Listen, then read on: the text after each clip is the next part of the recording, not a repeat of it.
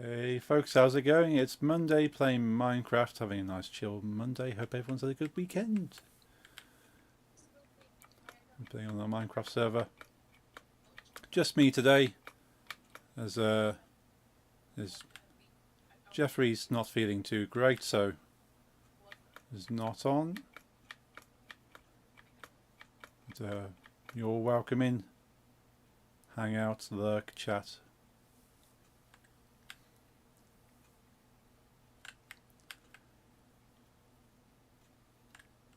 Right. Working on this stone temple thing I've got today.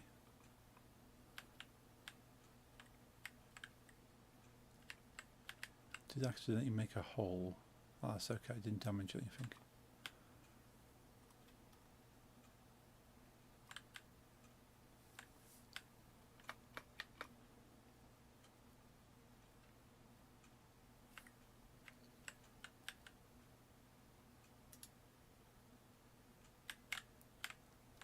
What's happened? Lost that. Right.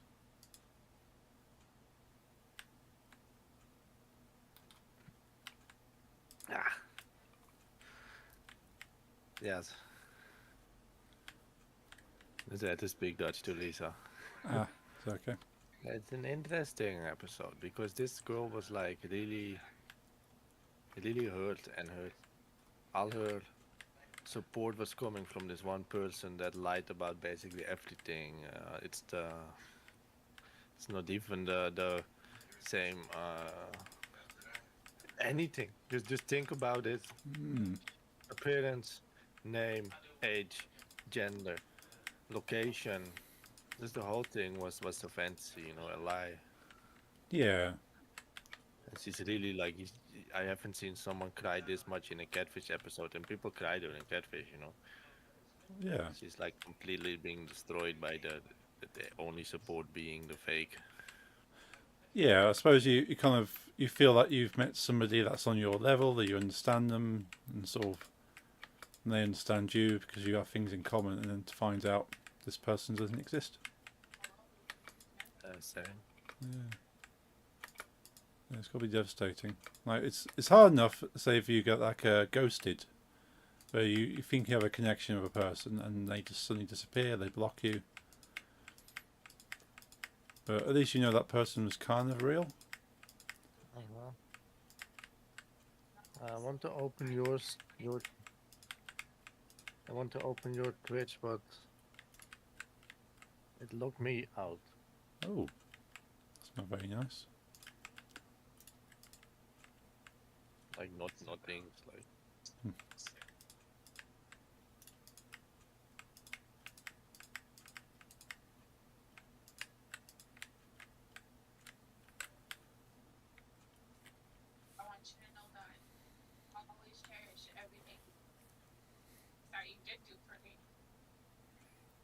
That's gonna post in the t-shirt channel because I keep forgetting. I will.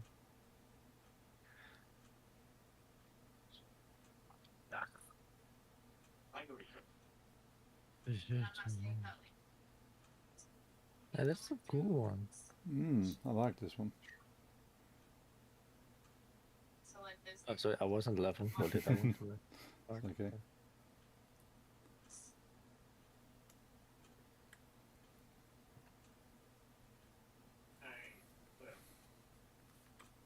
I need my phone to log in again.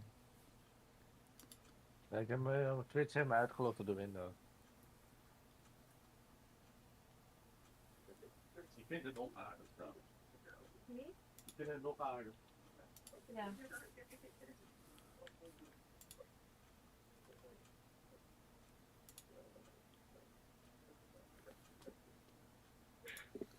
But in the end, they're still going to be friends. I don't get it. I'd be furious. Yeah, yeah. I'd feel quite betrayed, and that's probably not very healthy for them to. I feel you would be. Yeah. Like if they can lie to you on that kind of level, I don't think I could trust somebody to. You just say this name doesn't exist on Twitter, but that's me. It's actually me. But am I D? D killed keyboard. What the hell? And what the hell? Fucking Twitch. No, it's this is what? What's this symbol? What is it though? That's funny. There's like a party next to my name. I think it's my Twitch my Twitch anniversary there. Oh, okay. That's cool.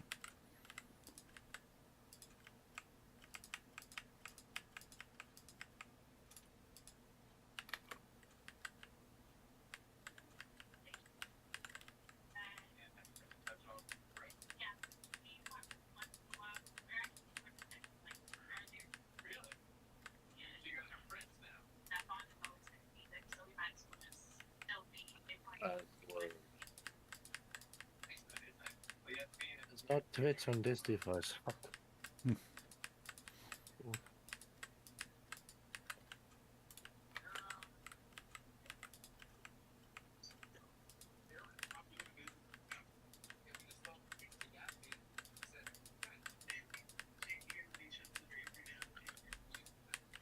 What job building today?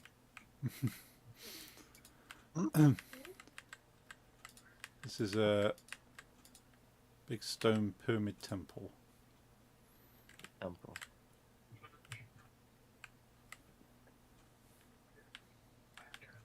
Not decided its purpose, but thought I'd give it a go. Password.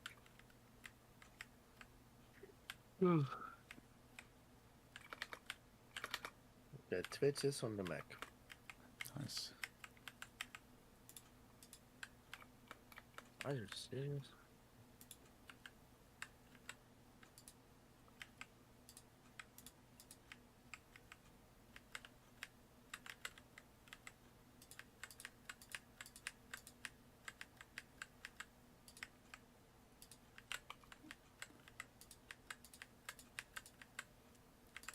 Yeah, I've nearly got my my laptop back to where it was before it started having problems.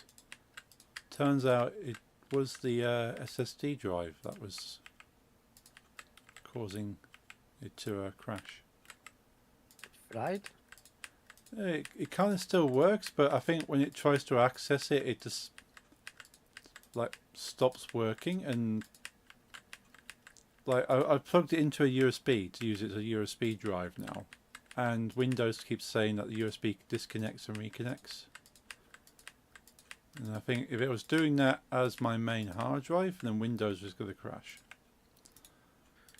Understandably so. Yeah, so I'm glad I actually changed it, because I think, oh, is it the hard drive? Is it not? I thought, oh, I'll swap it. I bought a Kingston drive, and the one I've taken out is like a cheap generic brand. I got Kingston as well. Yeah, they are seem to be pretty good. But yeah, there's a cheap one I had in there, and I thought I'd save myself £10 by buying cheap, but clearly not a good idea. Hmm.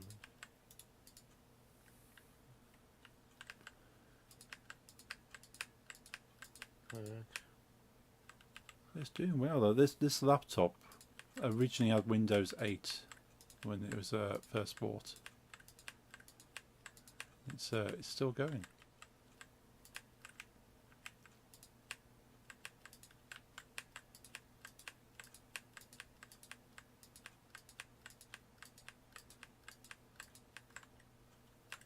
I sell nudes. There you are.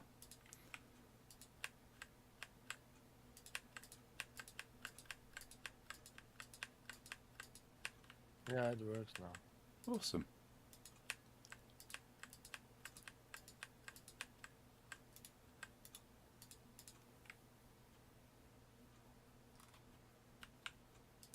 I can't actually place them there, can I?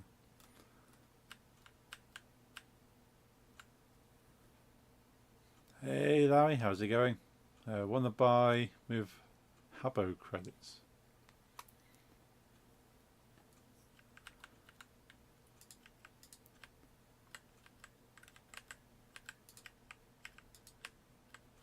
Good to see you all.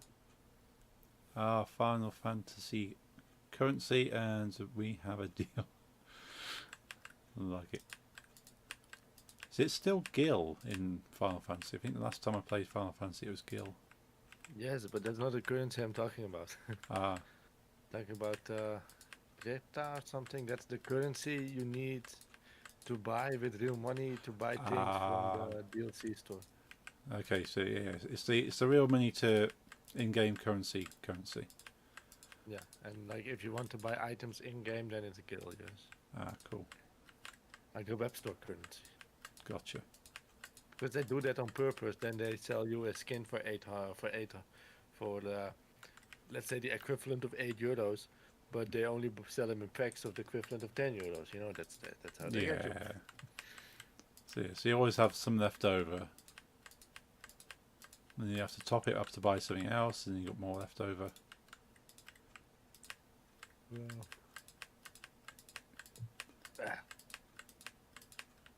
Yeah, it's a bit of a scummy practice, but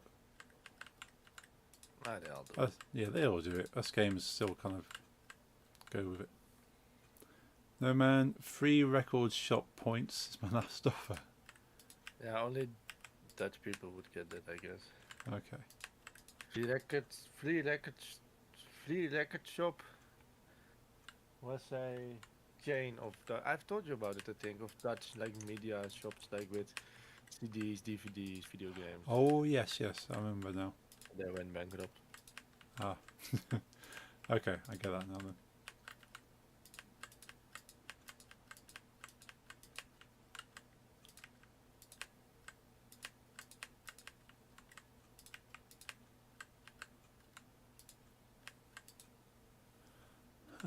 How are you, Larry? It's good to see you. Not seen you for a little while.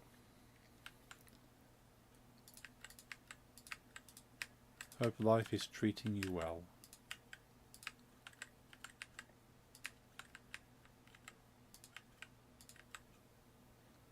Wish I could fast forward this mofo week to Friday. It's one of those, is it? About sums it up. I get you. Hope it's hope it gets easier. And if it doesn't, hope you have the strength to deal with it all.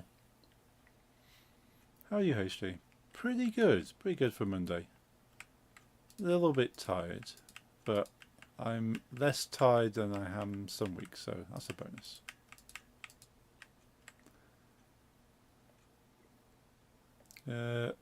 Six Netherlands.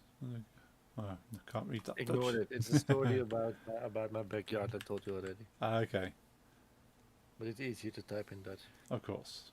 Sorry for that. Yeah. Me, I could have said them in Discord, but I don't do it in Discord. So. No, I'll make an exception for you. That's fine. And Lisa.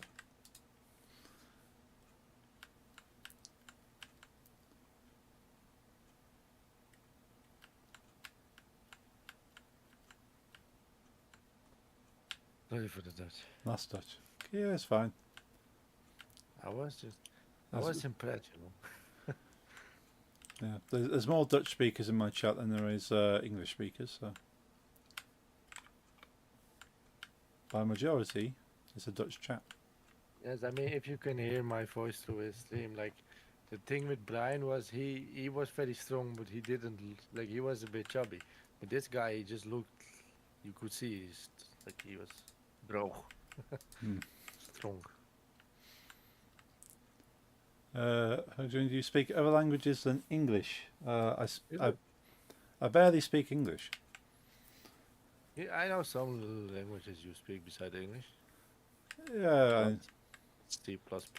yeah, I can speak computer languages. I know some words in other languages, not enough to be useful. I learned French at school, but again, sort of, it's not enough to be useful. And I know some words in Dutch, some words in German, some words in Spanish. What German one do you know? Oh, what do I know? Du hast? Yeah, du hast mich.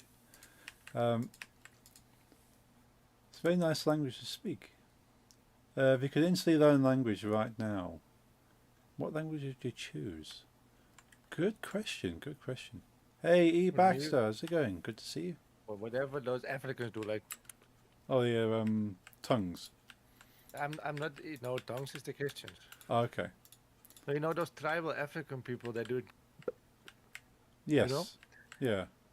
like I'm not trying to make fun of them. I think it's actually really cool that from the different clicks they can hear different words. So I would really love to be able to hear myself more than just a click and really hear like what they mean, you know? Yeah. It's quite interesting how that kind of language evolved. It's not complex sounds. It's just but it's complex in its own way. But like most languages, sort of, it's very complex in how it's put together. But I think the one language I did want to learn at one stage was I want to say it was Spanish. I think Spanish is one I wanted to learn for a while. Not so much these days. I can't really feel. Don't really feel there's an advantage to learning Spanish. But at school they only gave us the option to study either French or German. Some schools gave you other options, but it was French or German. You want to learn to swear in at least I don't mean Indonesia is a very big country, but from the Hey like Lisa. the Indonesian Malaysian combination, my family spoke on Borneo. Okay. I can only swear. I cannot have a conversation. I only know the swear words and the food. Gotcha. If you want to learn to swear, you should call someone a kontol busuk. Means rotten penis. That's quite an insult. Yeah, that's what my family always screams. Common And if you- languages you can learn in the Netherlands is also French or German. Some schools offer Spanish. My school offers Spanish. Okay. And hi Baxter. Baxter is from the chat with Jaw Slayer, and Jaw Slayer owns an Ajax shirt. Ah, yeah, I saw. Yeah, very Yeah, it's cool. amazing. Yeah, welcome indeed, Baxter. Ajax did that cool joke towards the team last Sunday. I mean, Ah, they were playing against one of the teams that like close to, how do you say, not promoting, but the other one. relegation. Yeah, kicked out of the Premier League, so to say, you know. Yes. And Ajax is number one in our league at the moment, and they're like really fighting to stay in. You know, these guys. Yeah, I And bet. they were actually like after losing all the time, they were winning against Ajax Oh, until the 17th minute, and then Ajax scored twice, and then it was over. nice. They Ah. didn't do it on purpose, but it was like the complete like how do you say, like ecstasy of the audience. Like finally we're gonna get those points on the biggest team at this moment, and then it was like nope, fuck you. Yeah, it's ripped away from them. And everyone was crying and screaming. Yeah, I do love that thrill because the team you're watching, supporting, just pulls it back, and yeah, kind of the excitement and the edge of the seat. I mean, I've seen it the other way around, of course. Oh yeah, it's devastating to be the other way.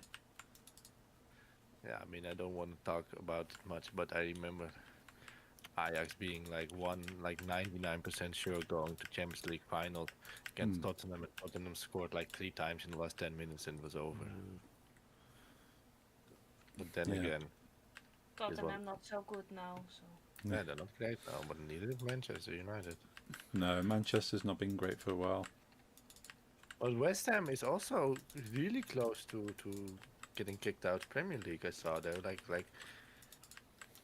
they're literally the last one that will not get kicked out.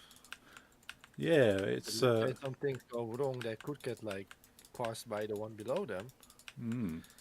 I would be sad about that, and I think Iron Maiden would be sad as well. yeah, it'd be sad because they've been doing well, and but yeah, for them to fall is It's not good. If you're still there, Larry, your school only offers Spanish, or is it a mandatory class for HAVO and up? Because at overstay it was mandatory class.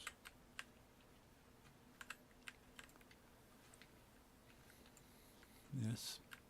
Sell the best emotes on Twitch, Lisa. Thank you.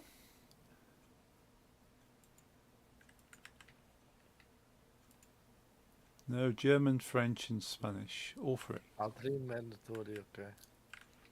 Same as overstay then.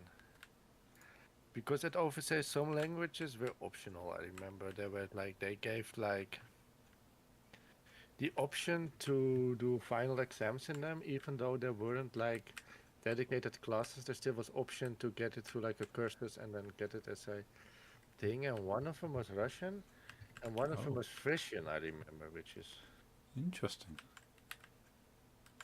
like Frisian is a separate language spoken within our borders Right. in the north. It's closer. It's not a dialect. It's actually a language. You know. Ah. It's completely not like I do not know what those people say. Mm. It's closer to like Norwegian than to Dutch. Oh. You can do Yeah. exams in Arabic, German, French, Frisian, Russian, Spanish, and Turkish in the Netherlands. Ah. Yeah, but English and Dutch are mandatory for whatever you pick. Like we pick different types of high school, Yes.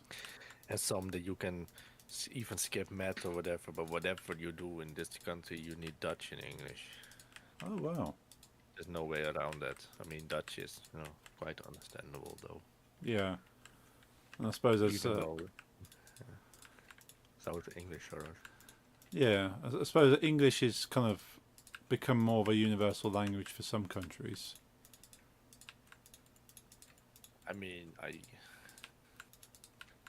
I've been to more than one restaurant in my life where literally no one spoke Dutch, Oh. which I think is a bit sad. It is. Yeah. So if your country's language is sort of diminishing to that point where it's Yeah, been I mean, taken over. Also for some people, like besides me, admittedly having an accent, which I do not care about, I understand all English mostly, so I don't mind. But I always think about my grandmothers that were still alive that did literally speak no word of English. They have to be able to go to the restaurants in Amsterdam as well, in my opinion, Yeah. in their own country. Yeah, it's the kind of thing that in the UK, then people would really not be happy. Like they're generally not happy even if they hear someone having a conversation in an English, non-English language. It doesn't matter if it's a private conversation. You hear cases where maybe like two Polish people having a conversation and they get really upset because you go, well, why are you speaking Polish? You go, we are Polish, so we're having a conversation. Remember reading about a Muslim woman in the UK, actually with a what you call with the head scarf. Yeah. I don't know the name in English. I think Hijab. it's still hijab. Yeah, hijab. Okay. She was sitting in a bus in the UK speaking a foreign language to her friend, and an English guy comes up to her and says, "Why are you speaking your foreign language? We're in England, speak English." And she replied in English, "We're in Wales and I'm speaking Welsh." Yeah. I love that. He was like, "Oh, she has hijab, she must be speaking Arabic." No, it was Welsh. Yeah, because the Welsh language is quite unique in that sense. Yeah, it's like alien to me. Hmm. So is Finnish, with other Scandinavians mostly. They remind me of my own languages and the German, the Germanic languages. But Finnish is more closer to me to like something Asian, Yeah. completely gibberish. No, it's not. It just sounds.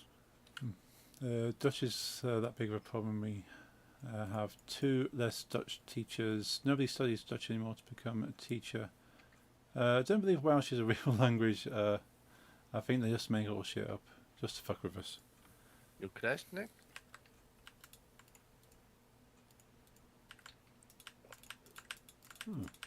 They kick you out and you rejoin again. What language, to come back to Yeah, your that question, was, lady, what language would you learn to if you find could what I just like was- instantly Ah. learn a new language now? Anyone you haven't learned yet?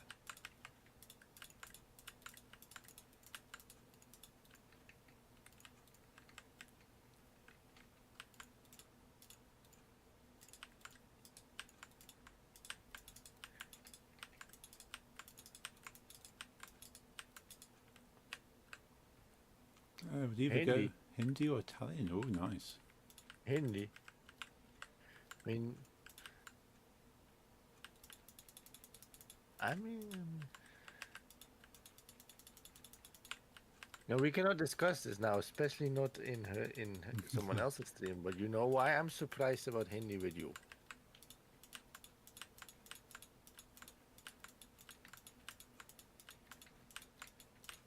I suppose Italian could be quite useful, especially if you were planning to spend some time in Italy.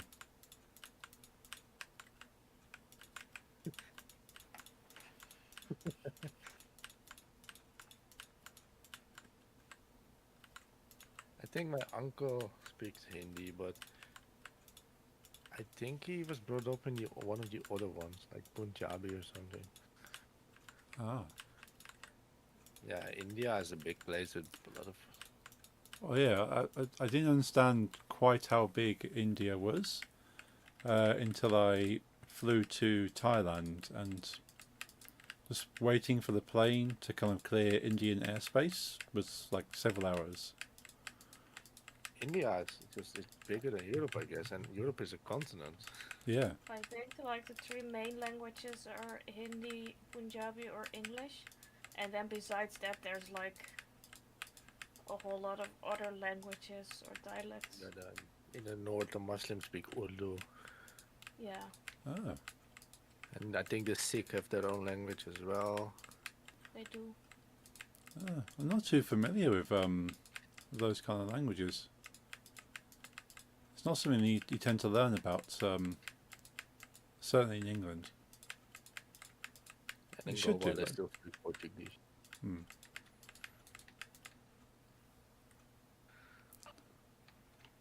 Also want to learn Old Ottoman. Old Ottoman. Hmm.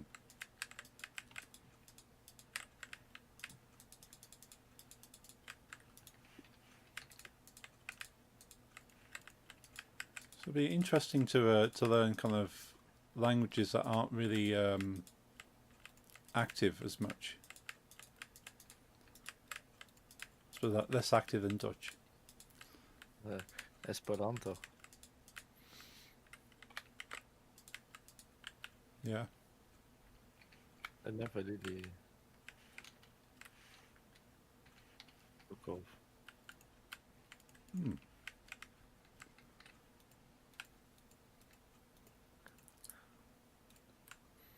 It's just a word taken by every culture they took over. Oh, this okay. Yeah, but Old Ottoman is written in Arabic, right? Not in like Latin.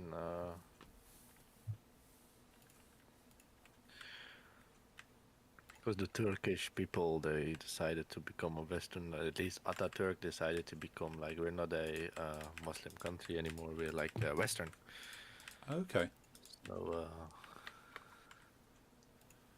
after the change from the Ottoman Empire to Turkish Republic. And because I like history and I like art and like I like combinations, and Lely does as well. One of the first times we talked, we were like he was showing me like posters of Ataturk showing like a stereotypical, very like Middle Eastern things being destroyed by Turks in like Western clothing, and Turkish people throwing away a book in Arabic and picking up a book written in modern Turkish, etc. It was like interesting, like him to show like we're gonna change, like revolutionize this country in like my views. Oh, okay. Schrift. Arabic script. Like when you letters and shit. You know, we write in the letters we can read, and Japanese have their own letters, like what Oh. they call that in English. Oh yeah. I think Alphabet? alphabets. Yeah. I'm not sure. So is it English alphabet or is it sort of script? Script is a kind of a style, Yeah. Let So me you- check. so you can write in script, but it's still Writing, it just says. yeah Internet, like Japanese writing, Arab writing. Scripture? scripture could No, be. There's no, it's writing. It's right. Yeah. We all know what you mean. Tell your story, lady. Yeah. Yeah, 'cause I know the number system that we use in the Western world is from Arabic. Yeah.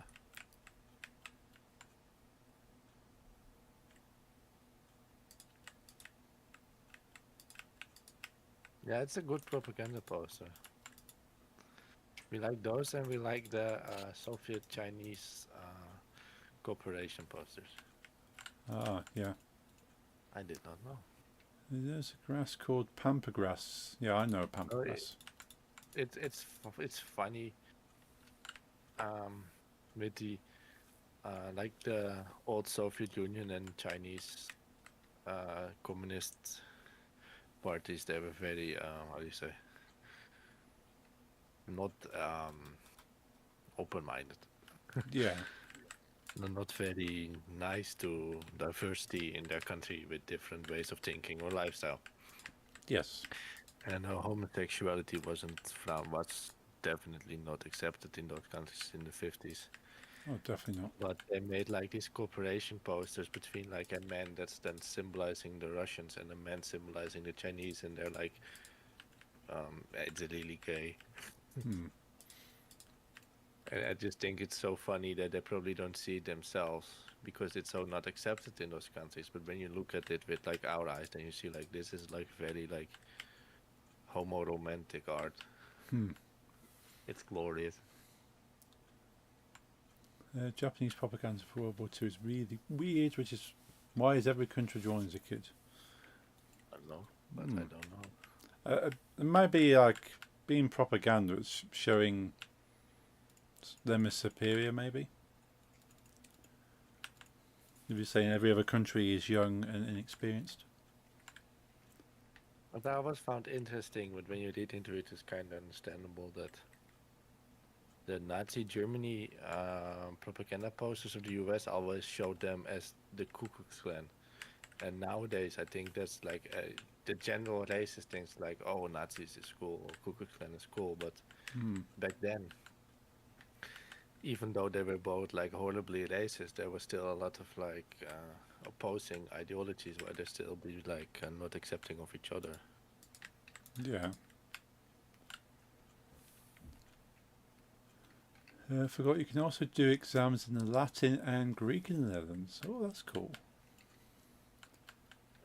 Oh yes, that's true. Also, there's like Greek and Old Greek, I think, Oh, like ancient Greek. yeah. I suppose would that be part of more like history studies to do those languages? No, it's mostly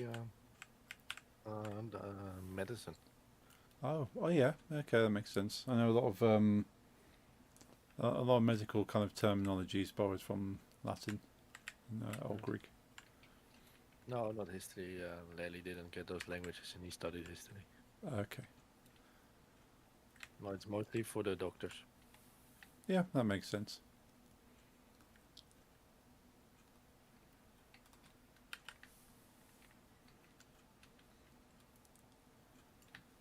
Yeah, as interesting as Latin is, I don't think I'd ever want to put the time into learning it.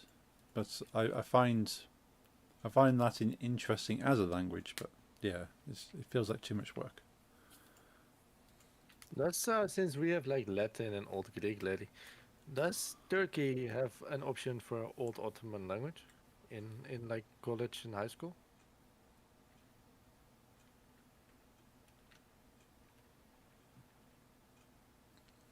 Only one level can get taught Greek and Latin is that highest theoretical study. Okay. No, they don't because very few people can speak it in Turkey. Okay. Yeah, I I suppose mean, they. I would expect it with the current nationalistic going back to our roots vibe going on with Erdogan's current campaign.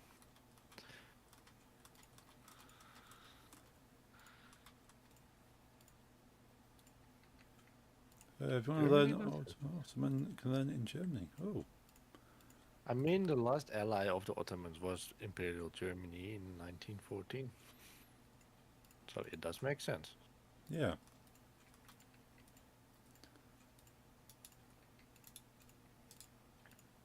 But yeah, that war didn't really end well for the Germans or the Turks. But for who did it actually? Yeah, there's no winners in war. No, well, wasn't there a war between the Dutch and the English where only a soup pot was hit by a bullet and then no one else died? I'm not familiar with that, but that does sound very funny. I think there actually is. Or it wasn't the Dutch and the English, but at least.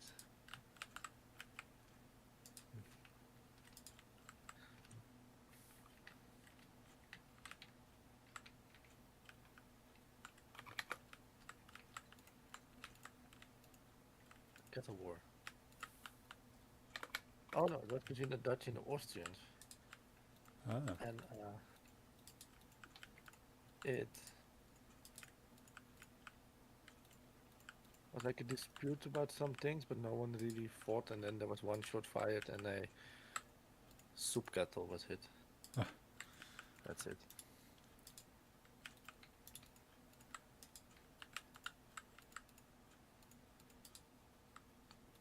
This reminds me, speaking of the First World War, say no one wins. It's actually a lyric by Iron Maiden about their song about World War. On this battlefield, no one wins. yeah. Some Passchendaele band of that. And it's true, it was just like Yeah, carnage without a real purpose. true.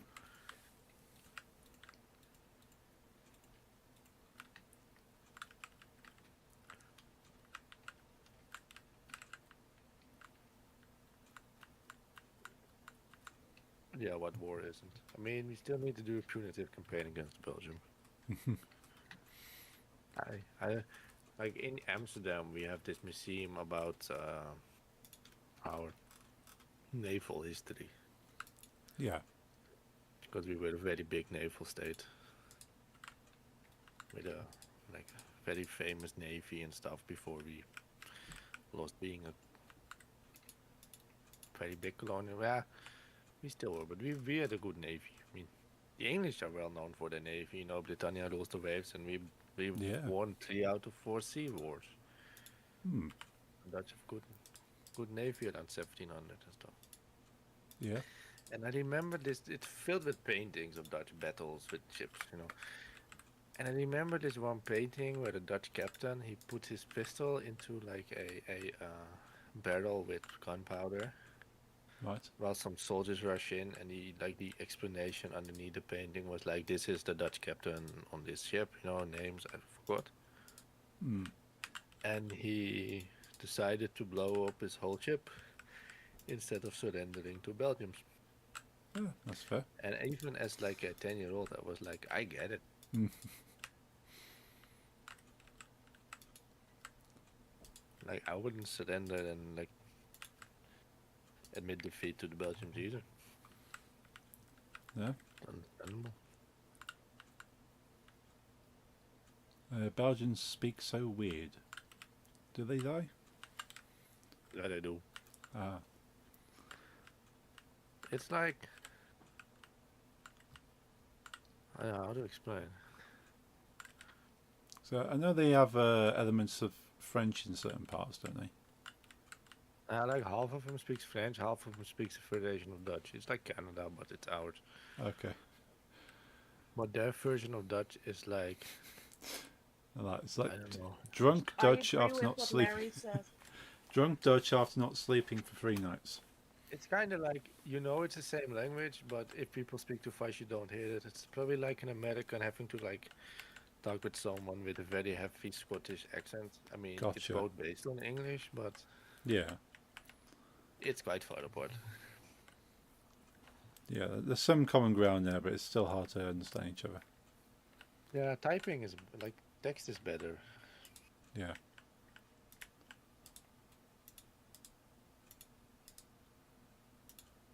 Okay, what English? accent do you like the most? I mean, this, as in to speak with someone with that accent, or which I think will sound best, because it sounds weird for me because I hate the people, but when I say having a conversation with someone, I honestly say American Hmm. because they're most clear to me. Because American English is mostly what we hear on TV, so it's the English it's closest to what I understand. I guess. No, the one that sounds the most fun. So, which one do you enjoy hearing? I suppose. I don't know. I think I quite like. Let me say my English accent. I suppose I quite like the Irish accent. Sort of everything, sort of like people speaking English. I Really really like like. I really like the Scottish accent. Hmm. I like heavily Dutch accent spoken by Dutch people that like know 7 English words. Yeah. We call it coal English. Right. Stone Cold English. The stone coal English. That's because the first people that had to speak English in my country were like coal miners. Oh, right. Because they had to deal with English merchants and stuff, I think. Yeah. But you only had to know certain words, so their English was very limited. So someone speaking with like half English, half Dutch with heavy accents, that's like goldstone English. Gotcha. Scottish? Yeah, Scottish is pretty cool. Maybe Indian? Yeah, I suppose as far as English goes, yeah, you have a lot of people with Indian heritage living in the UK, especially in the middle, where we are.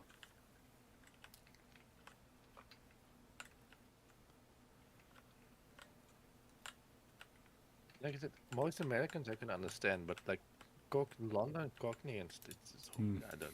It's not English to me. Yeah, they do kind of have their own dialect, their own like variation of English. There's so many different words and phrases and names of things that it's quite often that people in the rest of the UK cannot understand people from London speaking like natively as they would to someone else who comes from London. And the thing with, I can always understand you during our streams or our voice chats on Saturday. Yeah. But when met you IRL and you were talking with Ollie, that was a different language to me. Yes. Yeah. Yeah, it's because we'll be both speaking with a more of a Midlands kind of Midlands English kind of accent, which is closer to Ozzy Osbourne, I suppose, in that sense. I cannot understand Ozzy I Osbourne cannot at all. understand Ozzy Osbourne. No. That I might don't be think that's Ozzy only Osbourne. accent. It's also the drugs. Yeah, the drugs didn't help him. The Liverpool accent is quite.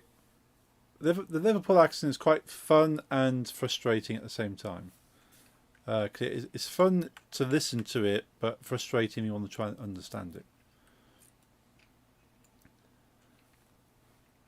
But like, let's say you go to like the northern border of England, so not UK, but really England. Yes. Is the accents there like closer to Scottish? Oh yes. If you take like accents like Newcastle, the Newcastle language, or is commonly known as Geordie. Yeah. A lot of people don't understand people with a Geordie accent, especially the Americans. If someone that comes from Newcastle speaks with a native kind of accent to an American, they don't understand them very similar to like a strong Scottish accent. Okay. But if you Google like Geordie accent, spelled like almost like George, but it's Geordie. I know what a Geordie is. yeah. Our country has Geordie Shore on t-shirt. Oh, okay, yes. Geordie Shore would be a perfect example then. But that I, because that is very close to the Scottish borders. Hug Junkie, can you talked with that mate of yours? No, very interesting how it sounds. It's very hard because I do this thing where my accent changes depending on who I'm talking to. So talking to myself, I kind of talk as if I'm kind of like you're talking like you're broadcasting on TV. You have a kind of a TV accent. Or if you're talking to somebody on the phone, you want to be able to be clear. So you kind of slow down, you kind of draw out some of the vowel sounds so people know that what you're saying. But if you're talking to a friend, it's sort of they have more than just your voice to go off, usually. So it's a very hard one. Usually you have to have two people speaking with the same accent for it to work. I suppose, Nick's, you're probably the same in some ways, I suppose. You'll speak very clearly if you're on a voice call or something. Nick's is also very clear English to me too. Yeah. It's something you kind of pick up when you start streaming, because you want everyone who's listening to you to be able to clearly understand you. So you almost go slightly more what they internationally is known as a British accent. You kind of open it out, even though there is not such a thing as a British accent. It's just more kind of international kind of understanding. Like my new friend Jaw Slayer. Yeah. That's a whole different voice than yours. Oh yes. Like he's speaking more closer to what his natural accent would be, but he's probably making it more clear again because he streams. But yeah, it's a very hard thing to do though, because I kind of mirror sort of people that live in my area when I'm speaking to them. Yeah, I understand. I'll probably have to record a conversation, but then it's as soon as you know you're being recorded, you speak clearly. That's a hard. Actually, I used to have like two friends. One I still have contact with, Hmm. and the one I still have contact with, he lived his whole life. He's born in the northern part of our country, and he has like a really, and he just. I mean, if you speak Dutch, you hear this guy say three words, you know you are from the north of Groningen. Right. Period. Like that's what he sounds like. Yeah. He speaks Gronings. And I had another friend that lived half his life in Groningen, but then moved to more like a western city near Amsterdam. And when he was talking to me, he spoke more of in like the Western Amsterdam style Dutch. Gotcha. And seconds after having our other friend joining the conversation, he got his old accent back. Right. Yeah. It's really funny. Yeah, you seem to kind of pick up like this person is like sort of close to you in their kind of region, and you kind of pick it back up again. What I also always found funny was that when I was I had like this part in art academy where I was kind of like exchange student, like in like the University of West London Art Academy, but in there, I don't know the name, but in Dutch it's Dependance. Okay. They had like multiple offices and places around Europe, including Berlin and also Amsterdam. So I was in the Amsterdam office, but so the school was in English. Gotcha. And one of our teachers who gave photography, she was French, Okay. but she was half French, half Dutch. So, well, but she grew up in French, but at home her father spoke Dutch, learned his own language. So I was one of the only Dutch students there. Like three Dutch people out of 30 students. And so with me, she spoke Dutch during breaks. And she Right. spoke Dutch without a French accent because she learned Dutch when she was 4. But when she taught us, which was in English because the school was in English, she spoke with a French accent Right. because she learned French in high school. In the French high school, she learned English. Ah. I thought it was very funny. Yeah.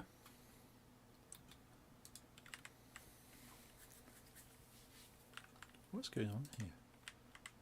I must have been deleting stuff. Yeah, people seem to like change their dialect without kind of their accents and dialects without really thinking. Cause it's like a subconscious communication. And some people more than others. There's some people that would just continue as they are, no matter who they're talking to. But there's others that kind of have this more kind of open, empathetic connection to those they're having a conversation with. I remember in elementary school, like the rivalry between Amsterdam and Rotterdam and Ajax and Feyenoord. Yeah. And my best friend from like elementary school since like we were 4 years old, we had the same birthday, like separated by a week, so we always did same birthday. Our parents were French, it was like my old best friend. He came from this really, how to say, the Dutch version of like chefs, Oh yes, yeah. really like asocial, working class, aggressive white people, but the Dutch versions. Gotcha. From Amsterdam, like very aggressive Ajax hooligans. Hmm. His father was. And then we got a new classmate in 5th grade, which would be your 3rd grade, I think. Gotcha. Because Yeah. we have a different counting system. From Rotterdam. And my friend, he made this new friend with a Rotterdam boy, and he picked up some words just unconsciously. And then he Right. said a very Rotterdam word at home. Ah. And his father was like berserk on him. Hmm. Like, we don't say that in this house. Who the hell do you think you are? Hmm. And some very bad Dutch swear words I will not repeat. I mean, which is also not okay to say to a 7-year-old. Well, that's what his father was like. I remember because I almost was in his house for lunch every day in like, school. Right. I don't know what's like in UK, but in elementary school in Dutch you have lunch at home mostly. Okay. Like school, they offer you an option to not have lunch at home if it's Right. too far or both parents work. But if you don't, you just go home at 12. You come back at 1. Oh right. No, they basically hold on to the children until it's time to go home. And with us, either like I was at his house or he at mine, all 8 years of elementary school. And I remember sitting there, and he said that certain Rotterdam word. And I just saw this father just like freeze and look like his eyes being like, "What did you say?" Oh dear. I remember this. The funny thing about this one Rotterdam friend of ours, he actually was a rare breed of Ajax fan from Rotterdam. Oh. And I remember him playing over at my best friend's house with me, and he was speaking in a very heavily Rotterdam accent. And I remember the father, Bert, Hmm. like he was listening. He was getting angry. It was like, just said like, "Where's that accent from?" Hmm. And it was like Rotterdam, and he was like, "Okay, what does your father support?" And he was like, "Yeah, we're Ajax fans." And I'm like, "Okay, I'll allow it." But he meant it, right? We were 7 years old, but this guy was very aggressive about this. Yeah. Yeah. Definitely a bit too aggressive for 7-year-olds. Yeah, that was fun. Like the funny thing, this is very like aggressive, like chef like family Yeah. in that they were, and then the house besides them were like not like that, and then the house beside them again were friends of the family and exactly the same. Ah. So one normal house lived in between the two of those. And then during summer, like these two friends, they would have like these families would have like mud fights through the backyard in the middle Right. of the normal people. It was Oh it dear. was horrible. But as a child, it was fun. But Oh yeah. when I think back of it as a adult, I was like that was not okay. No. No, definitely not.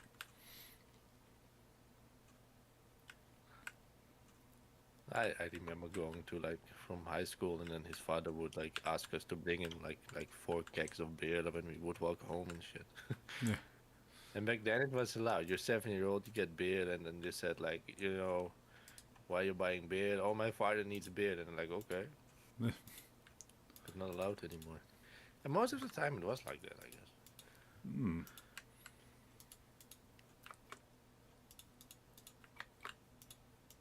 Yeah, I suppose at one stage it was a bit more relaxed in the UK, but that's a long time ago. I mean, I'm not lying. I mean, we weren't lying. We literally were bringing it to his father. I didn't take a sip or anything. No.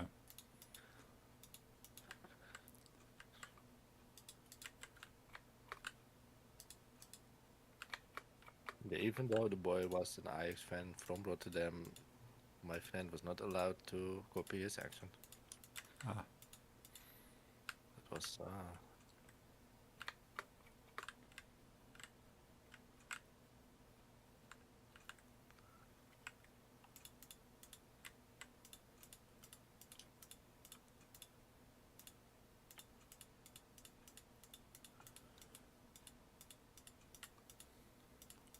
Yeah, thinking about it, if I streamed with my kind of relaxed native kind of accent, probably a lot of people wouldn't understand what I was Could saying. could you think of like a word that's only used in your dialect but not in like mainstream English? Uh, uh,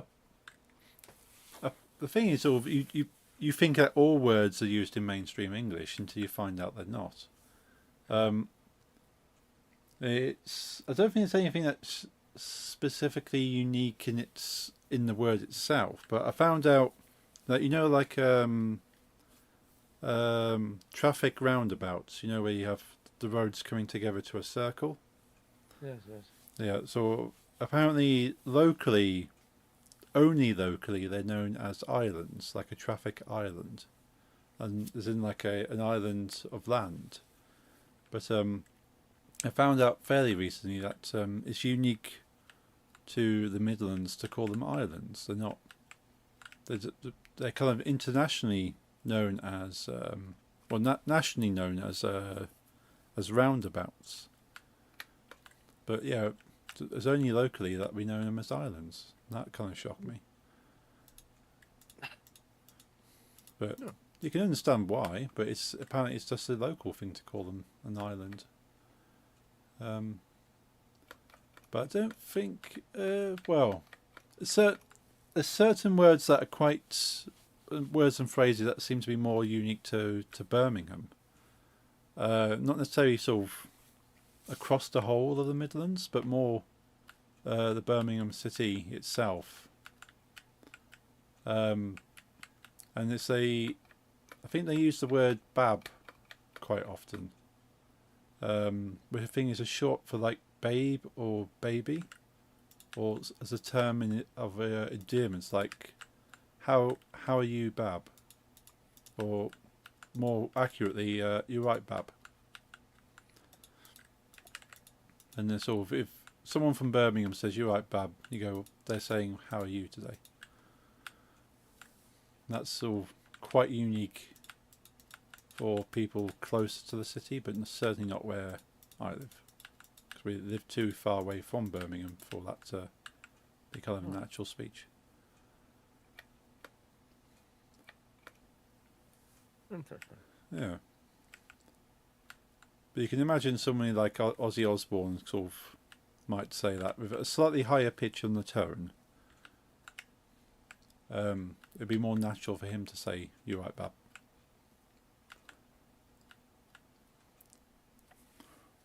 I mean, I've only been living here for 6 months.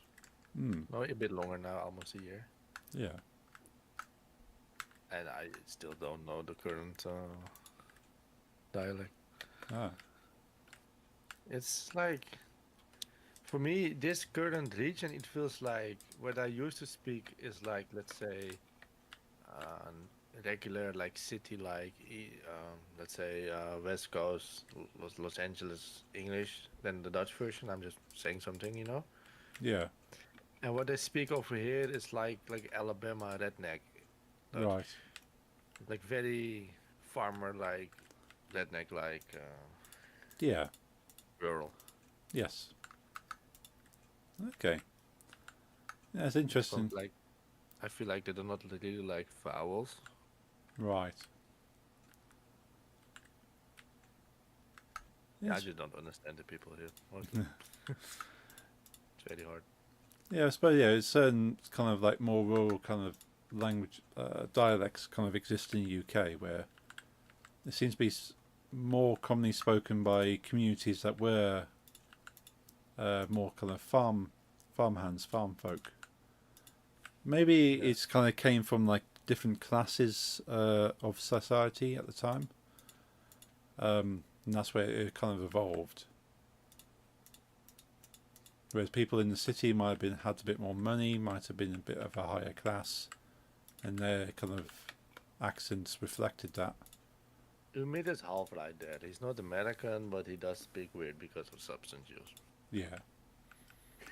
Yeah, if you take the original Birmingham accent, add a bit of substance abuse, then So, a bit, a bit, a little bit, a little bit. a little bit. Just a little. Yeah, just a sprinkle of substance abuse.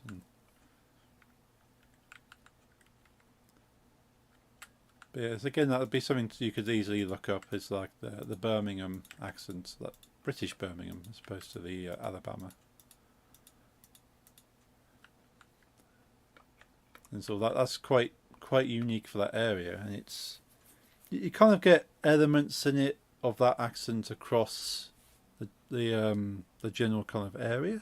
So even where I live will have almost like a diluted, watered down kind of sound to that, but it's definitely not as strong compared to if you were in the city.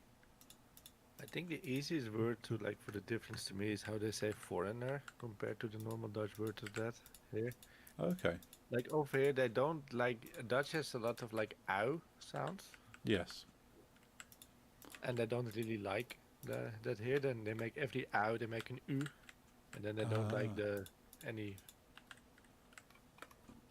I mean, vowel is A I E, right? Yeah. Yeah. So what's the other one? Because you mean that one like T H K L. Yeah. Consonant. Consonant. Those, yeah, those they don't like here. Okay. So when like I can't do the accent, but when I try and everyone in my old place would say for foreigner buitenlander, Right. over here they say buitenlander Ah. or something. I'm butchering the sound probably, but like, Yeah. and I do speak about those a bit because they're like rural farmers, Yeah. and that's also a bit the same as the Alabama rednecks. Hmm. Yeah, interesting. I mean, when Larry was walking through my like village center, they chased him away with torches and pitchforks. No, Hmm. that's not true. Yeah. No, he was accepted. That's good. There are some villages in the Netherlands, I'd say, if you're a bit, not even just foreigners, because they definitely are racist as well. But I'd say anyone they just know, hey, you don't live here, then you do not want to go to that village. Right. You got a look at Larry? Okie dokie, do your thing. Maybe talk to us later. We'll be on for probably another 45 minutes. Yeah, something like that. But I think most countries have these villages that don't want outsiders. Yeah, they get kind of a bit upset. Go, well, it's very like everybody knows everybody else who lives there, and as soon as you add more people, you go, well, you've not lived here for several generations. We don't trust you. That gets scary. Yeah. No, I think let's say the global area, there can be like those kind of people. Yeah. But my village and the surrounding villages there's two reasons aren't really like that is because first it's one of the biggest like nature tourist areas of my country, so they're kind of used to tourists and stuff. Right. Yeah. like our whole economy, like every bakery, shop, restaurant, they live from the tourists. Yeah. And because we're all surrounded by a very big military base, they're used to like the soldiers are also not from here, so they're kind of used to like people coming from the other side of the country to work as a soldier, and then some buy houses here to be closer to the base, and so Yeah. there's a big amount of import here of different kinds of Dutch people. Yeah. That makes sense. I do it. I mean, I knew we lived to a military base, but I actually was surprised with how many people I meet that are like, "Yeah, I work for the military. I work for the military." Like everyone either worked or used to work for the military here. Ah.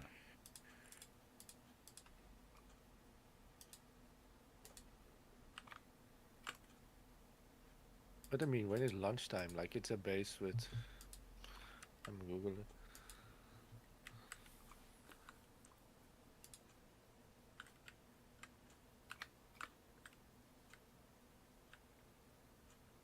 It's a base with 3,000 soldiers. Oh wow. So during lunchtime, like the fish tent and the snack bar, and and we have a dinner place here. They love it Ah. because soldiers get hungry. Of course.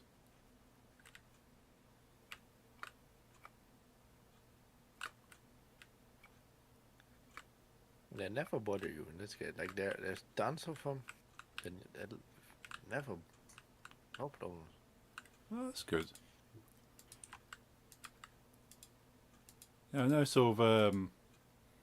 Can be a thing if the soldiers don't kind of respect the surrounding areas. It can be unpleasant for the people who live around there. Yeah, they do, and there used to be way more back during the Cold War because besides our own base, there used to be a bigger American base next to it. Right. Okay. The Americans. I don't know if they were polite or not. This was around the 70s, but they we used to have atomic bombs here, Ah. American owned, by the way. But Yeah. the Americans used to have their own base here next to the Dutch base with the planes and the atomic bombs loaded to them, pointing to Russia. Ah. Yeah. But when the Cold War died, then they took their planes and bombs back home. Yeah. That makes sense. We actually still have some American planes with bombs waiting in my country. Oh. It's like a deal they made, but like 90% left, and among that 90% that left, that's the part around me that left. So Right. I know to the far south, when I read about it, there's literally always a plane, multiple planes around the world, but in my country, at least one plane, American owned, with engines on, always loaded with atomic bombs, Oh. just in case. Yeah. And it can be like, so it can be in the air within like 30 seconds. Oh wow. And that's like always guarded by soldiers.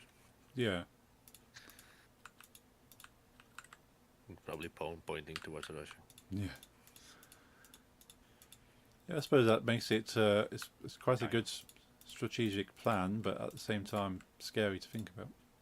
It's probably more than England, I feel like. Yeah.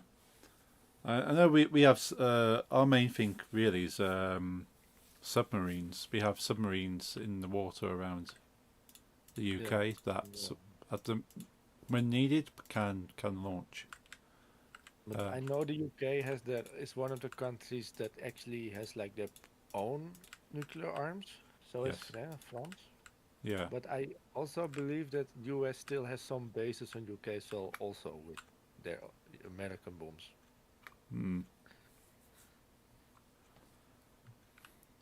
Yeah, I know we saw it was a big thing when it came to like the country spending money. Is that we're spending money constantly to make sure that we have these missiles ready to go, and how much it costs us to keep that going. I think the only countries in the world that at the moment have their own nuclear bombs are the US, Russia, England, I mean UK in general, Yeah. France, I think India, Oh right, yeah, Pakistan, China, of course. yeah. I think it's like common knowledge that Israel has them, but they deny they do not confirm it. They No, also do not deny it, but I think it's a lot of people say that it's proven that Israel has like nuclear weapons. yeah. They haven't used them yet. No, hopefully nobody ever does. No.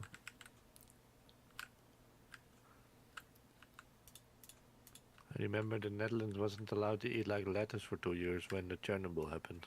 So, Ah, and I eat a lot of lettuce or spinach. Spinach is one of my favorite foods. Yeah, I'm quite a fan of spinach. Yeah, it's nice. Yeah, And like the Chernobyl, like the certain types of vegetables, my father said that like grow in a certain way that has like leaves, including lettuce and spinach, wasn't allowed to eat because of the fallout, like raining on those types of vegetables. ah, yeah, that makes sense. Yeah. And that was like a power plant accident, let alone a nuclear war. Yeah. Yeah, honestly didn't think about that kind of stuff. Like I knew, yeah, there's fallout generally in Europe. I didn't, think about it affecting plants across like a wider space.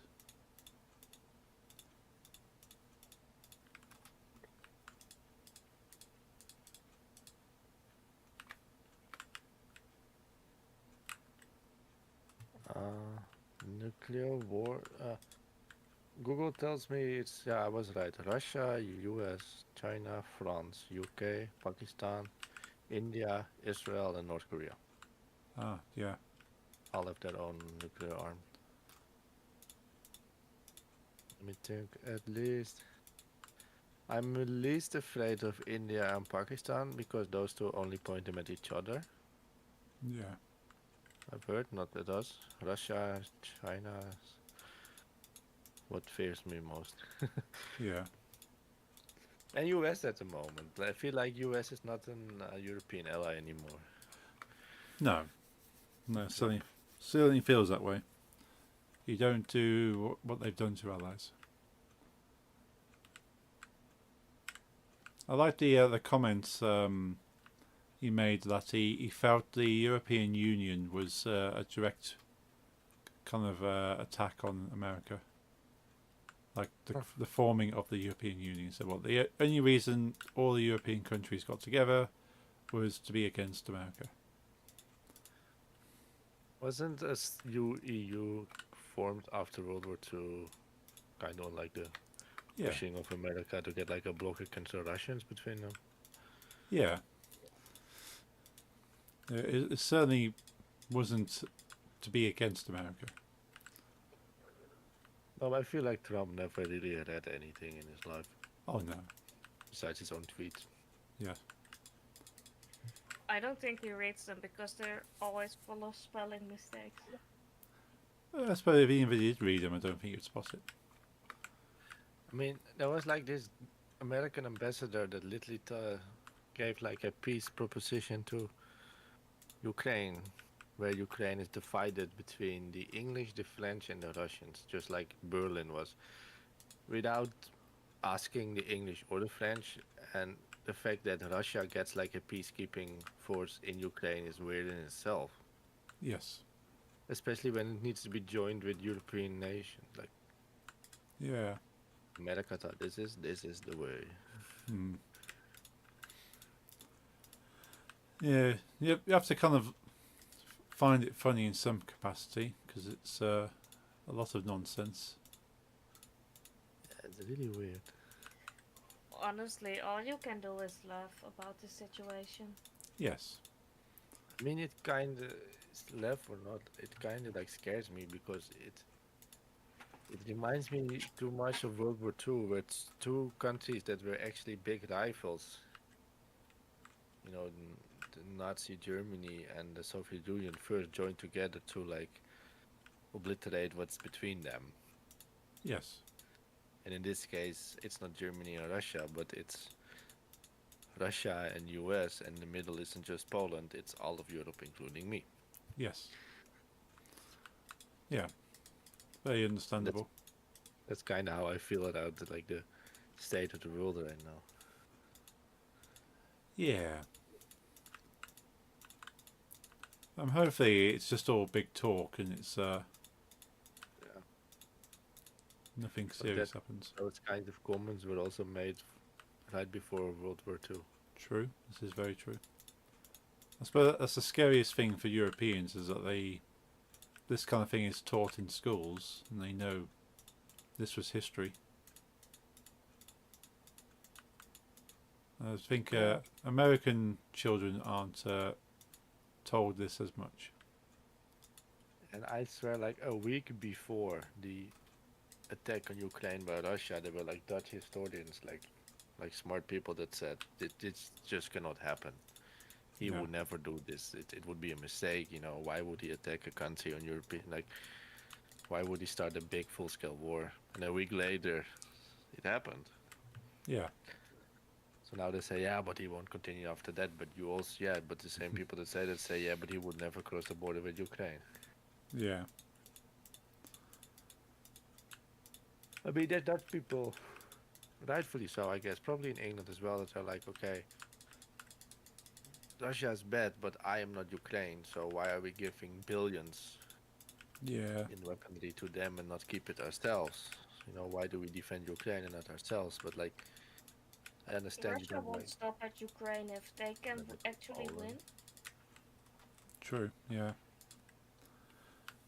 I've heard sort of the argument in the UK that sort of why are we helping other countries?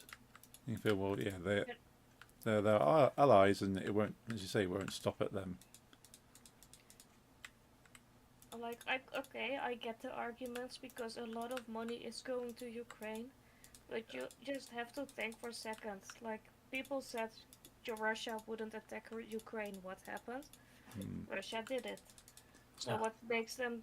Why should we believe that Russia won't stop at Ukraine? Exactly. Or will stop at Ukraine? Yeah. You got.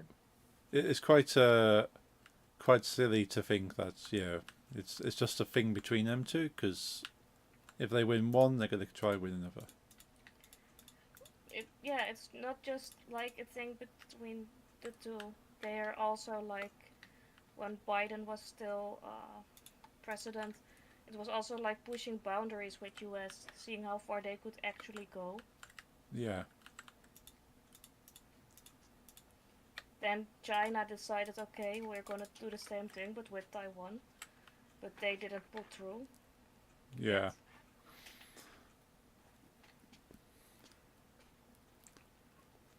Yeah, I suppose both conflicts have been kind of bubbling over for a little while. Yeah, they're just not simply conflicts between the two. They're just really looking at things, looking how far they can actually push. Yeah. And I mean, the other bad thing about it all is that when a big war happens with against the West, we have to form this big bloc that all defend each other, everyone in Europe, etc. Which kind of ruins my plans to still, like, punish the Belgians. Yeah.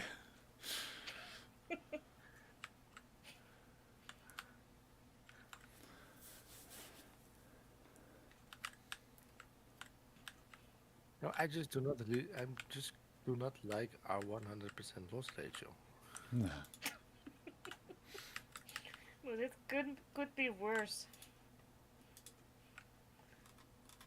We have the amazing capacity or power, however you want to see that, we could actually lose again.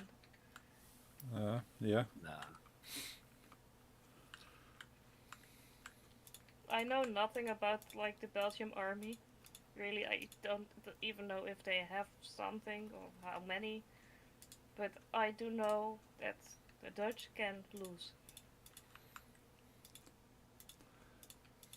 Yeah. Could be a bit of a risk.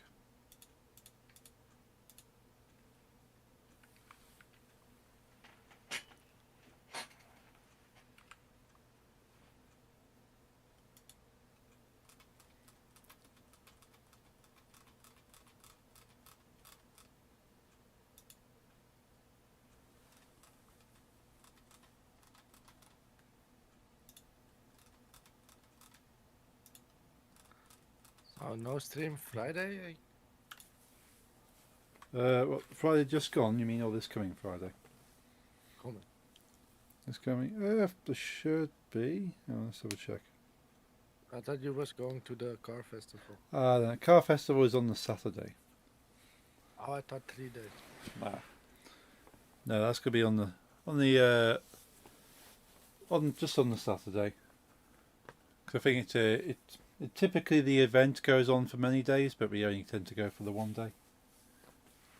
Is it like only the racing or also like the car event where you can just like look at the pretty cars? Yeah, you can look at the pretty cars as well. People will like, even if they're not racing the cars, some people like take like a classic 1950s car that's been really looked after and polished, and they'll park it up. And I love that. yeah, Take pictures.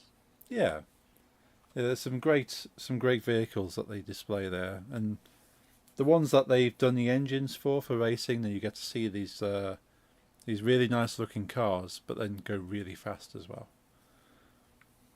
Yeah. So Nice. yeah, I'll try and take some photos and maybe some video clips. How are your cars doing at the moment? Because I know that with both your cars there was some issues. Yeah, still, Nix's car's still not even, like, the garage hasn't even looked at it. Well, they've looked at it, as in they've stood there, looked at it. You should get a new one. Yeah. It's a new garage, not new car. The thing is, I've asked around. There's not many garages that will, like, do that kind of work, because it's the head gasket that needs replacing, and to do that you have to remove most of the engine to get into the middle, and the actual head gasket itself is just a small piece of metal, but to get to it is so much work. Most garages don't want to do it. Like, not even if you go to the brand it's from, like... No, they don't seem to. Not certainly in this area. They don't. There's nowhere that will actually do it. Like in my country, I've noticed that like, if it's just a garage, they can be like, yeah, we don't have that service. But if you go to like the official dealer for the brand you actually own, they do any type of work they need, as long as it's on the car, they know, because you know they have all parts for, let's say, Honda, BMW, doesn't matter, you know, wherever you go. Yeah. Like we are the Mercedes, BMW, Fiat dealer. Yeah. We have all Fiat parts. We have like Fiat mechanics instead of regular mechanics. So they mostly in my country, if you have like a problem with this car and it's difficult, you go to your brand's dealer, because yeah, they just have the resources for the particular car, whatever it is. Yeah. There's not so many around. That's because most of them will like sell the car and maybe do like small little fixes, but nothing as much as an engine. Which is I've looked into that. Yeah, there's places that you can buy the car from that are like approved main colour manufacturer dealers. And yeah, they do basic maintenance, but they won't go as far as fixing an engine, which is quite a shame. Yeah, then we're more lucky here, I guess. Yeah, maybe they look after your cars better there. What brand is it, may I ask?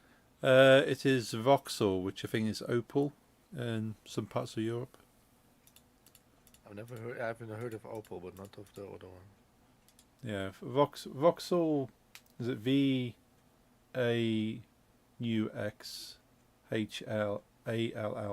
So Vox, almost like a French Might be like a French kind of name.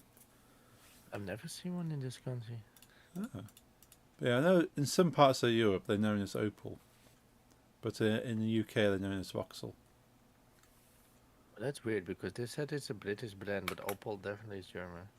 Ah, oh, maybe German then. Your Vauxhall card is British, Yes. which is owned by PSA, which owns Citroën, Peugeot, Chrysler. So there's plenty of places you can buy these cars. Not over.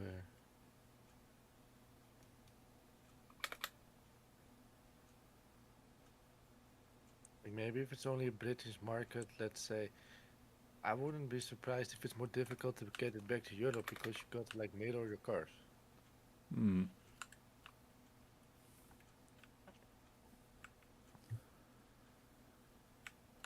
But yeah, it's frustrating 'cause, we have many garages in the area, but yeah, none of them that will do that kind of work. But the one that will do the work, yeah, just hasn't done the work yet. I would ask a discount for this about time. That's what I'm kind of hoping is that say, well, it's been a long time for the inconvenience and not being like a big rush on it, then maybe there'll be discount. Yeah. Because like I say, I nearly totaled a car once, Ah, a Mini Cooper. yeah, Mini Cooper is owned by BMW. yeah, it is now. It was put on how you say, on a truck from Right. the place where I crashed it, brought to the local BMW mechanic. It was working in 3 days. Nice. That is very good. Yeah, it cost 15,000 euros. Hmm. But Hmm. mostly by insurance, so that's why we could pay it. Yeah. But yeah, I haven't crashed the car since then. But no, same. Like my mother and I were driving in our SUV some weeks ago, and we heard the sound of like if the car was falling apart. I cannot like recreate it with my voice, but it was really bad. Ah, yeah. Like screeching and rattling and like bangs and just like we're gonna die. Yeah. We're like on the highway, so you cannot really stop. You know, you have No. to keep going, and the more we keep going, it get louder. Ah, yeah.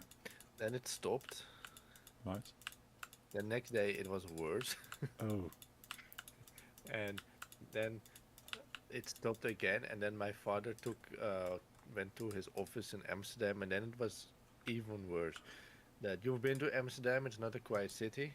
no. And when my father was driving through the center and the street, people would actually get quiet and like look like, what the fuck is that? Yeah. He went to the local mechanic, BMW mechanic, Right. and within like 30 minutes they had the culprit. There was like a very small pebble Oh. between the braking block and the wheel, Oh, right. and the wheel was grinding it against the brake, so it was a horrible sound. Yeah. In the end, it wasn't harmful, but you know, if you don't know, you think, you know, this thing is gonna explode. Yeah.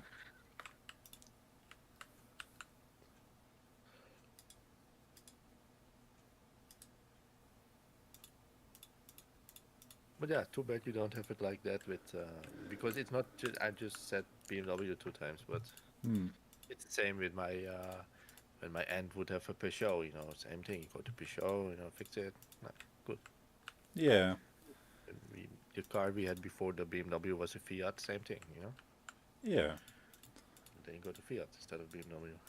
Because I've looked at sort of like proper kind of places for the brand, and yeah, they would do MOT, they would do service, they would kind of just do the general things, but any major repairs, no, don't do. It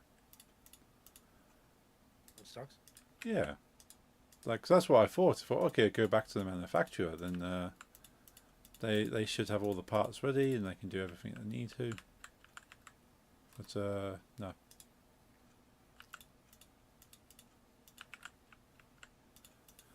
So yeah, so it's a case of waiting for that to be fixed on Nix's car. And then my car's not too bad, but it's yeah, we think maybe the fan belt is having problems because the car overheats if it goes too slowly.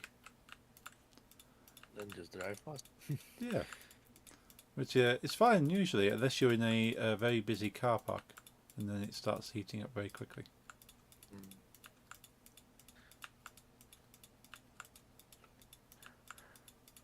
I've not had any issues with it the last couple of days. Good. Yeah, at some point we need to maybe if I can get it booked in for a weekend. If the fan belt is a quick job, get it booked in and then kind of done on the same day.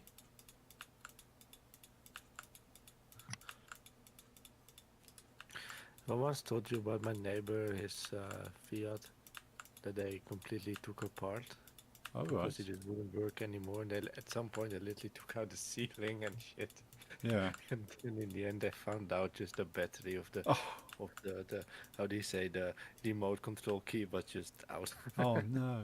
But they still had to pay for service because Yeah. it took a week. You know, those people also got to eat. Yeah, yeah, But he did take it to a local mechanic, so yeah. that's why they just told him like, yeah, we have to charge you for taking the engine out because we did. Yeah. But it was just the damn key.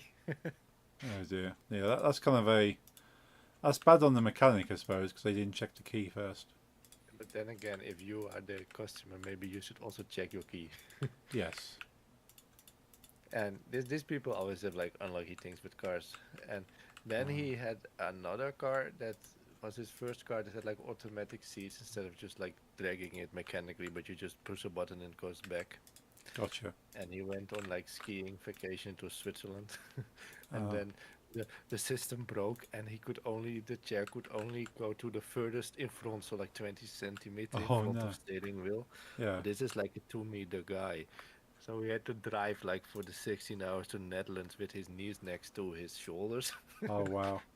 He was completely broken. I've done And something years similar later- to that before. So you're also tall, so that's horrible. Yeah, it wasn't a problem with the seat, but I had something very big, and I had to put the seat all the way forward just to carry the thing. Yeah, I've had that as well, but I'm less tall, so Hmm. I manage it a little bit. See, I But have it's to have still- the seat all the way forward to be able to drive anyway. You have so this little legs. I'm only small. Yeah, I mean, then you wouldn't bother with. But yeah, my old neighbor, he had unlucky to be 2 meters and have to drive 16 hours. Ah, yeah. And then later on, like these people that are like, these are people I've thought about that used, so I don't mind talking bad about them now. They used to be like main best friends in the neighborhood. We go to, my parents go to vacation with them, you know, Okay, a yeah. couple of times. The moment we say we move, they ignore us. They've never said anything, nothing. Ah, yeah. And they're so bad mouthing, like they're not good with money. Right, yeah. They're like their thing is they sometimes are successful in their business. They have like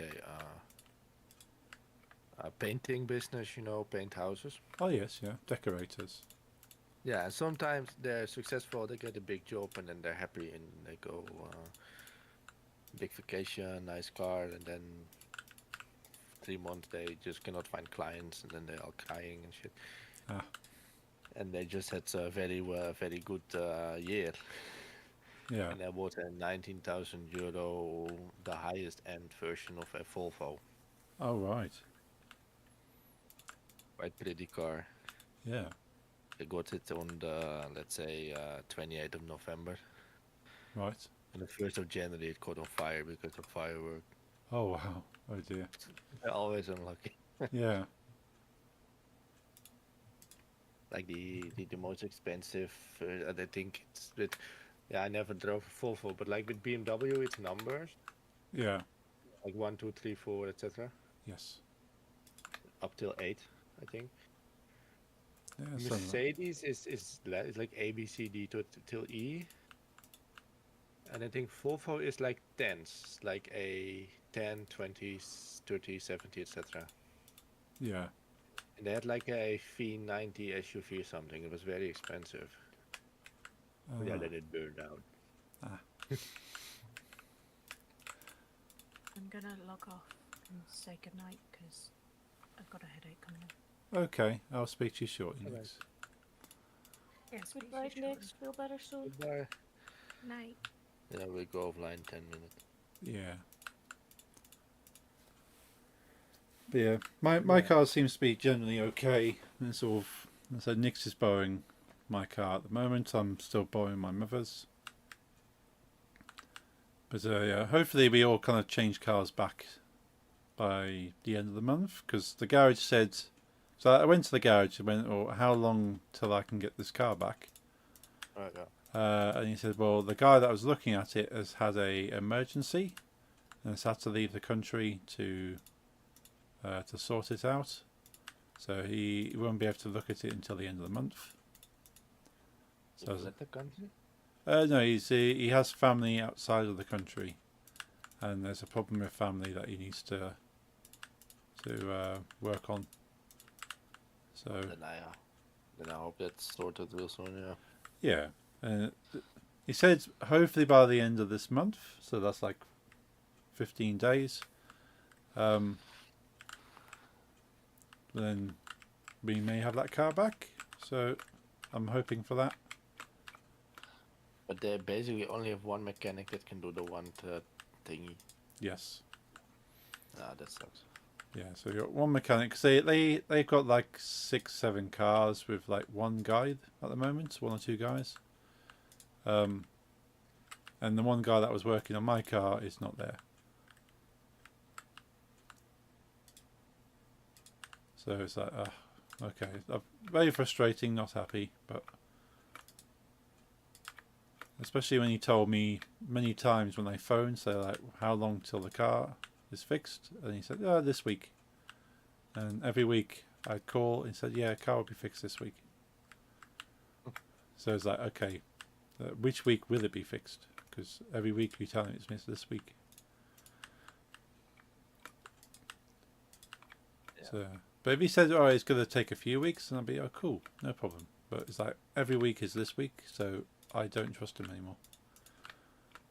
And maybe things change and he didn't quite plan for it to take longer, but yeah, it just feels frustrating that sort of you don't get told an accurate answer.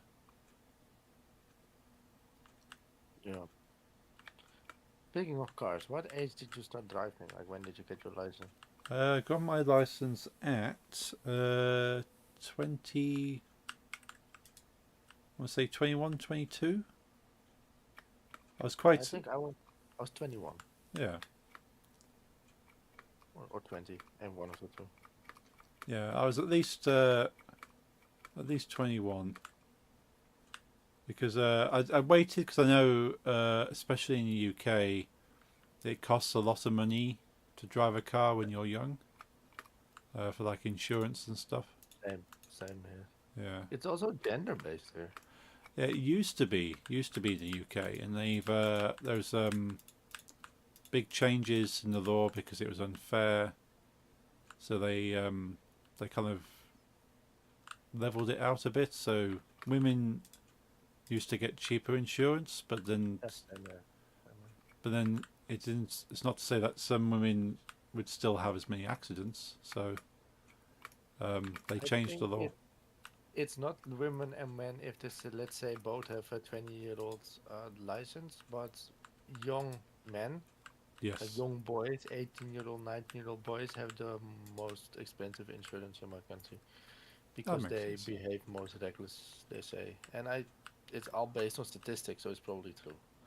Yeah. Also, I can understand that even in the UK that you see a lot of young men will get like get a car, and then they'll have all their friends in there, and they'll kind of show off and go, well, look how fast I can drive. Yeah, same here. Like every time you have someone that can barely drive, you look into it. It's some kind of 18-year-old dude showing off, or it's some old people. Yes. Well, the young dudes, they mostly drive too fast. But in the first time, I can tell you that last 3 years, I've learned something, which is I rather sit in a car with someone going unsafely fast than Yeah. with someone that drives unsafely slow. That's for some reason way more scary. Yeah. I've noticed. I've never had that in my life before. I've been in cars that went too fast, like my father, like chronically drives too fast. Right. Yeah. At some points I was a bit scared. And then I went to the owner of my museum in the car, and this lady, she drives 20 kilometers an hour where you can go 100. Right. Oh, yeah. Yeah. And I just felt like I'm gonna die every second. Hmm. Like I see things going at me at speeds. It was, not fun. Yeah. And honking and like going around her and like almost drifting around her. Like she would go like this, like a roundabout when you just go away from the highway in Amsterdam. The very busy roundabout, people still drive around 80 there because they're slowly getting from the highway, which is 100. Yes. And she would literally say like, "Oh, I need to check something on my phone," when I was sitting next to her. And she literally parks it in the middle of the roundabout, just like checking the phone. People honking and Wow. screaming. She just didn't notice. No, that would be scary. Yes. And then I'd rather have someone driving 150 where you can go 100, I guess. Yeah. I think the thing is with people going fast is that they have to focus. Like you can't check your phone if you're going fast. You can't be distracted. You have to be watching the road and nothing else. But as you're going slow, you go, oh, maybe I check phone. Maybe I see what's going on over there. So yeah, I feel going faster means you have to be careful more. Like she was in the museum itself notorious for driving very dangerously and bad. And I remember every time like these other people that work there would tell me like, "Oh, you went with Christina to this and that place." I said, yeah. Did she drive you? I was like, no, I went myself. And we met up there. Okay. Yeah. And after like 10 of those things, I said, why you keep asking me if she drove? Yeah, obviously, like it's insane. If you sit there, like you're gonna start believing in God and shit. You will value life and stuff. Yeah. And I remember at some point we were going to the same place. We were sitting next to each other. She said, I'll drive you. You don't have to take train. And I was like, there's no way of politely saying no in this point, No. And I sat next to her and I was like, whoa, it's insanely scary. Hmm. And this is also like the thing with Volvo. Volvo's main tagline is that it's the safest car around, they say. It's very safe car. Yeah. And she drives a Volvo, and now I believe it. This lady's still alive, and she drives Yeah. a Volvo with her way of driving. Yeah. Maybe she should be an advert for Volvo, so that even if you drive it like this, you're still safe. Yeah, and like she has 2 houses, one in the Netherlands and one in the south of France, and she goes there almost every week. Ah. So the fact she keeps surviving the long roads to France means Yeah. some strong car. Yeah. It's a good advert for Volvo. It is a really old Volvo as well, so Ah. I think it's the same age as her almost. Yeah, that's speculating, but it's definitely like 40 years old or whatever. Yeah. And the weird thing about that car is because I think I'm one of the only people in the that's exaggerating, but I'm not many. A lot of US people would know, but in the Netherlands a bit less. But I am one of those. There's a certain smell to gun oil, to the oil you use to clean a firearm. Okay. And her car smells like gun oil. Oh. And I once asked her, like, do you Yeah. know the shooting sport? There's some. Yeah. Oh, I've never touched a firearm, she says. And I'm like, why does your car smell like gun oil? I wonder. I didn't ask, but Yeah. Maybe she has like some secret identity that she hides from people. no. I think in her case that she just found oil somewhere, but didn't read it was for guns, but for a car, and she just filled the car up. That sounds believable, I guess. Yeah. Always. Yeah, from what you tell me, I could easily believe, yeah, just filling a car with good oil. He's very, what do you say? Absent-minded. Yeah. She's a smart lady, though. That's all I can say. She's very like intellectually smart, but she's just old. Yeah.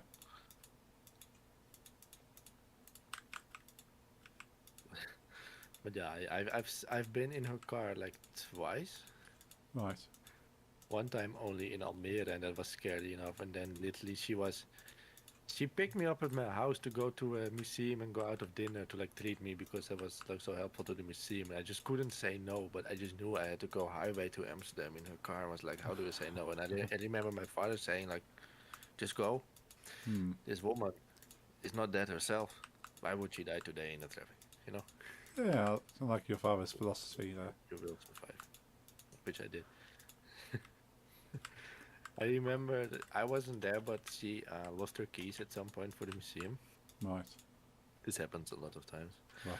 And but I wasn't there. I was in another city, and she asked me, "Can I get your keys to get in?" Right. I said, "You can, but you know, you go to my house. Lisa's at home. I'm in a different city." And she had an intern that was at that point doing internship at the museum with her, like a 14-year-old girl. Okay. And Lisa opened the door, and this girl, she was like as white as a ghost. She didn't know what she was getting into, and then she went to the, you know, have a 20-minute drive with her, and she was, Hmm. Yeah, I've never seen anyone that scared in their life. Yeah, I suppose you kind of sort of realise your own mortality at that point.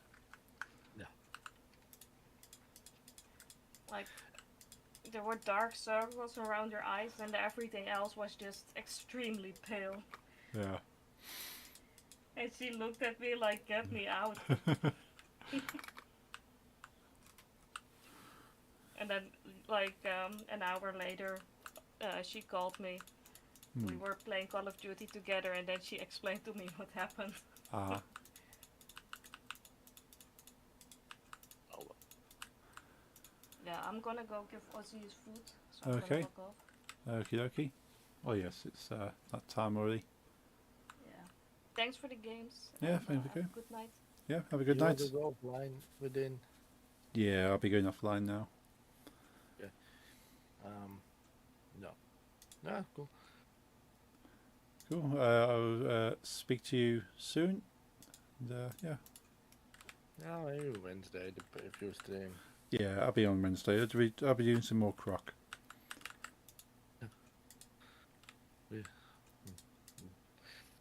Will you finish it Wednesday, or you think 2 streams?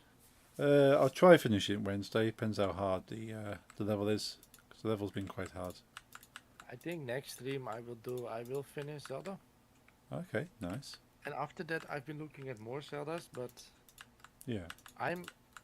maybe I'm exaggerating, but I'm afraid of doing 2 games in a row because I like to be variety streamer, and if I do like 3 Zeldas in a row, people will be like, "Oh, Okay. Zelda streamer." Yeah, yeah. Yeah, it's understandable.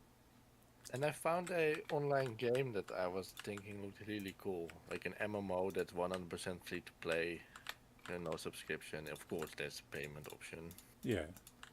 but mostly to skip things. It's like a bit.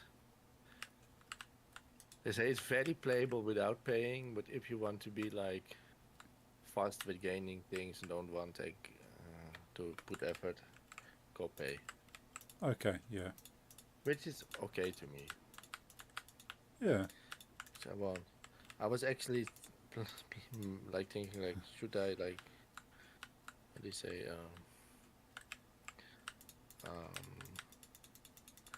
an idea for, let's say, a new streaming game co-op, because it's 100% free, and you thought about still at some point have an MMO itch, Yeah. but if Stardew is already too Yeah. stressful, maybe not. Yeah. Stardew is good enough at the moment. Maybe when there's more time. Yeah, maybe look into it. It's called Blade and Soul Neo. Oh, okay. And I think the Neo is because the first one kind of like died out, and then they were like, okay, we're gonna bring it back in a better graphics and a better system. Cool. Okay. And it looked more like less like WoW and FF14 have like this stereotypical combat where you just like target, you auto attack, and then you do your spells.